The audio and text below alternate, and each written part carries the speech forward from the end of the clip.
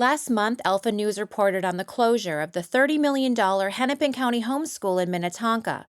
Since its 2021 shutdown, the county has struggled to place violent youth offenders locally, sending some as far away as Utah for treatment, something one Hennepin County commissioner denied, stating in an email that no juvenile offenders have been placed in a facility in Utah. But Minneapolis resident Wenona Kuhrman says that's not true. Aaron was in Utah for less than a month.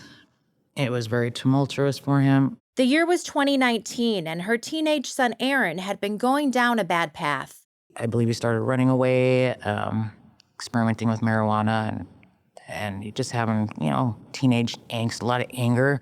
He ended up stealing a car and breaking into a tobacco shop. After spending time at the Hennepin County Homeschool, Aaron was transferred to a juvenile detention center in Utah called Benchmark. The county flew him and myself out there, paid for my hotel. While in Utah, Aaron struggled. And he was very depressed. I didn't get to talk to him very often. Aaron was eventually transferred back to Minnesota, where he was placed at the Juvenile Correctional Facility in Red Wing. The first part of that half, he was in solitary confinement, suicide watch, a lot. But over time, Aaron started to make progress. Then he started doing well. They have to get to certain levels before they can get out. So he met those goals, and he kind of did like a whole turnaround. I look at this picture, his smile, and the light in his eyes. He was trying so hard. When Aaron turned 18, he joined a local boxing gym, enrolled in school, and seemed to be back on track. But unknown to Wenona, he was self-medicating with narcotics to cope with his depression. She also had no idea Aaron had a handgun until an argument over his drug use escalated. And he pointed the gun at me, like in my face.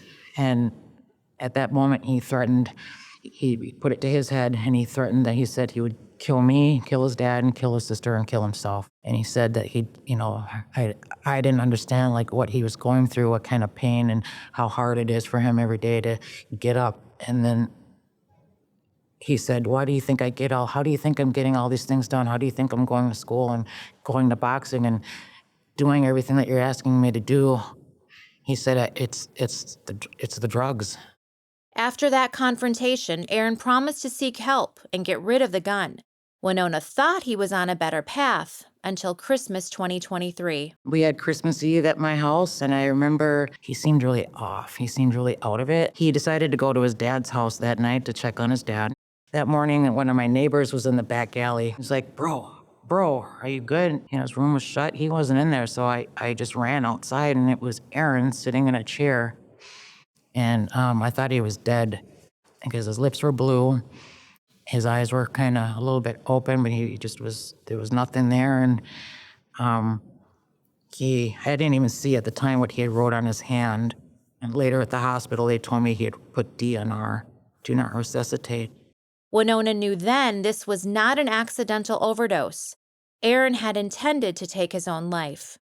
In response, Hennepin County drafted papers to have Aaron committed to a 6-month psychiatric treatment program, something Wenona and Aaron's family fully supported.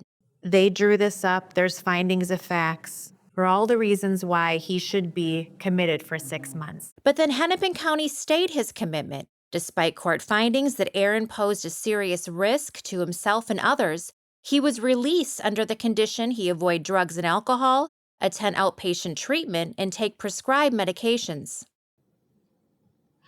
I'm at a loss for words. And just weeks later, the moment Wenona feared most became reality.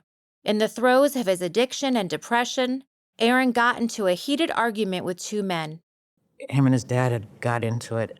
Not sure what happened in that conversation, but it got to be a physical fight. And at that moment, Aaron went outside and retrieved a gun and shot his dad and that other person that would give him cocaine, and then turned the gun on himself.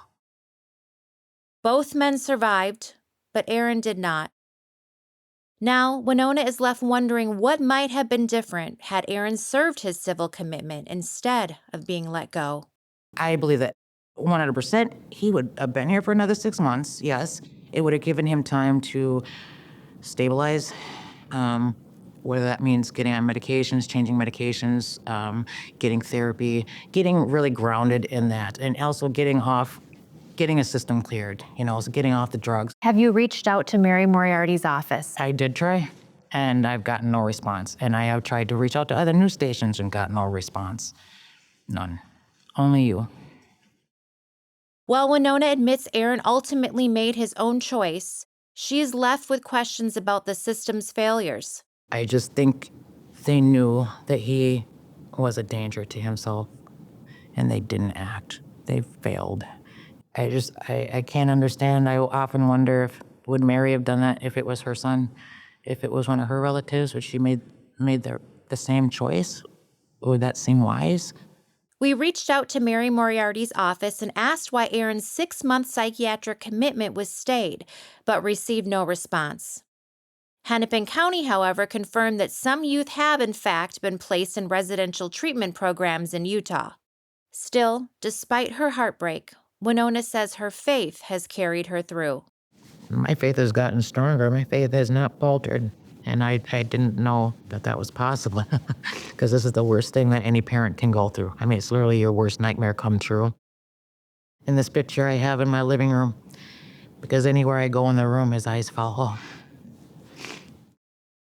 I miss him every day.